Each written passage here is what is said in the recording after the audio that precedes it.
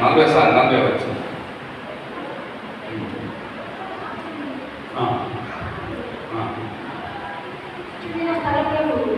ఆయన తిరిగి వెళ్ళి అక్కడ నేను అనేకులు ఆయన ఎదుటకు వచ్చి యోహానుకు ఏ సూచన క్రియలు చేయలేదు కనుక ఈయనను గురించి యోహాను చెప్పిన సంగతులన్నీ సత్యమేనని అక్కడ అనేకులు ఆయన విశ్వాసం ఉంచింది. యేసు ప్రభువే చెప్తున్నాడు ఎవరి గురించి, ఇది ఏ అద్భుతం కూడా చేయలేదు. మన అద్భుతాలు చేయలేదు కానీ ఆయన సంఘం ఎంత, ఇశ్రాయేలు దేశం మొత్తం ఆయన సంఘమే. రాజులు వచ్చారు, సిపాయిలు వచ్చారు, శాస్త్రులు వచ్చారు, ప్రధాన యాజకులు వచ్చారు, ప్రతి ఒక్కరు కూడా ఆయన దగ్గరికి వచ్చారు.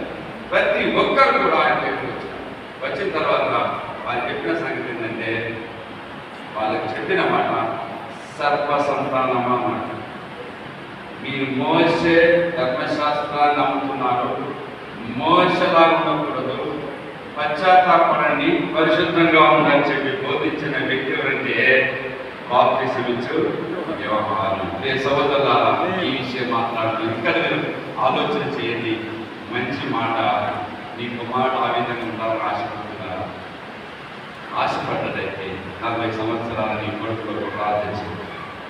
నీ ఇంట్లో ఉద్యోగస్తులైనా ఆయన కొరకు ప్రార్థించేయి. నా కుమారుడు బాప్తిసం ఇచ్చు యోహానులాగా మారాలి.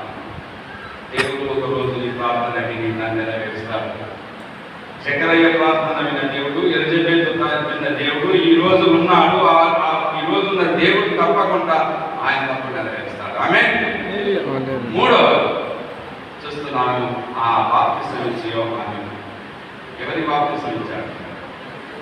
సృష్టికర్త అయిన దేవుడు రక్షణకర్తగా భూలోకి వచ్చిన యేసు ప్రభువుకి ఆయన బాప్తిసం ఇచ్చాడు. ఆమేన్.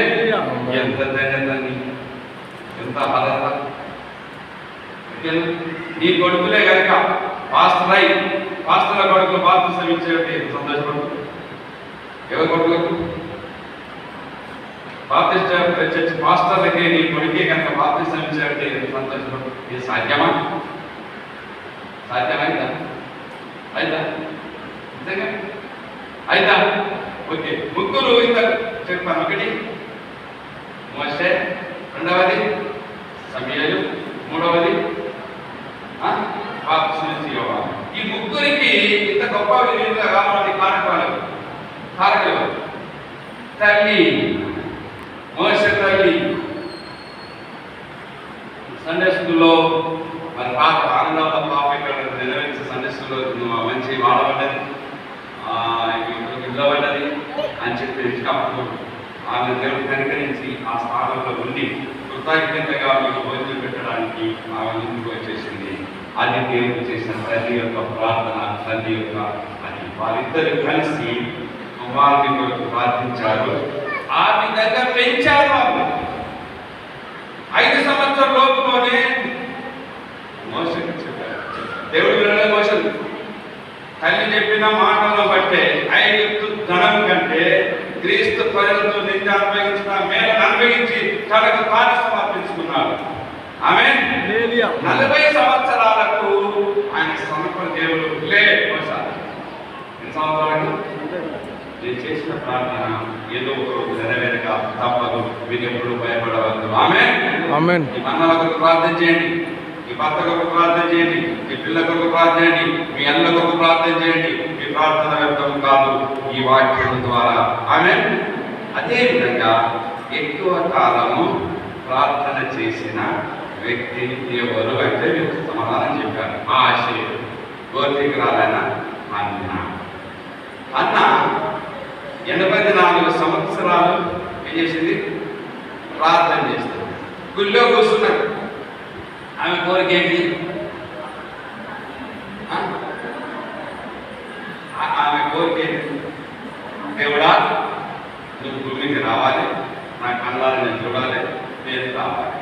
ఈ సాధ్యమా? పరిచయం వచ్చింది. ఎవమా నీ కోరిక ఏంటంటే ఎవరన్నా, అయ్యా దేవుడు మానవుడు కావాలి, నా కళ్ళాల చూడాలి, ఈ ఇస్రాయేల్ పనులు రక్షించాలి, నేను కావాలి. సాధ్యమైంది. పరిచయం వచ్చిన, సదుపాయాలు వచ్చినారు, ప్రధాన యాజకులు వచ్చినారు. ఏమమ్మా నువ్వు చేసే ప్రార్థన? బయటికి పోకుండా లేదయ్యా నేను వెళ్ళలేనున్నాను. నీ తిండెవరు దేవాలయానికి తెచ్చిన అర్పణానికి రొట్టెలు మాత్రం తినుకుంటూ ఆ దేవాలయంలో కూర్చొని ప్రార్థన చేస్తారు. ఆమె